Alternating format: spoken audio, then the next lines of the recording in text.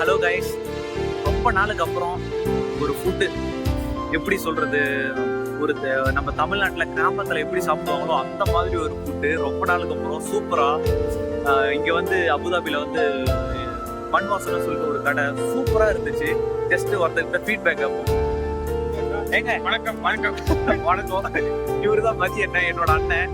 நாங்க 2 பேரும் இப்ப போயிட்டு மண்வாசில போயிட்டு ஃபுட் சாப்பிட்டு வந்தோம். உங்களோட ஃபீட்பேக் சொல்லுங்க, எப்படி இருந்துச்சுன்னு. சொல்லணும்னா சொல்றதுக்கு வார்த்தையே இல்லப்பா. ரொம்ப நாள் கழிச்சு வீட்டுல சாப்பிட்ட ஒரு ஃபீல், அதுவும் வாழை இலையில. அது சொல்ல மறந்துட்டேன். அதுவும் நலுவான இலைய போட்டு அரிசி விருந்து சாப்பிட்டு அப்படி இருந்துச்சு. அந்த இலையில ஃபர்ஸ்ட் ஐட்டம் ஒண்ணு வச்சாங்க, சூப்பரா இருந்துச்சு. லட்டோட பூந்தி. பூந்தி. லட்டோட ஃபர்ஸ்ட்ல வர அந்த பூந்தி, ஆஹா எப்படி இருந்தது தெரியுமா? நல்லிதான். நல்லி இருந்துச்சு. ஃபேவரட்டான ஒண்ணுங்க, அந்த வாழை இலை சாப்பாடுனாலே அது ஃபேவரட்டுங்க. அப்பளம் சூப்பரா இருந்துச்சு.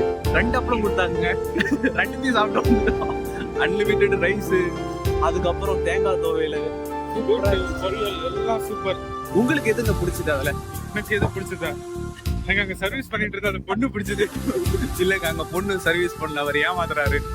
எனக்கு மொத்தத்துல சொல்லணும்னா வாழையில சாப்பிட்டதுல ரொம்ப சந்தோஷமா இருக்கு.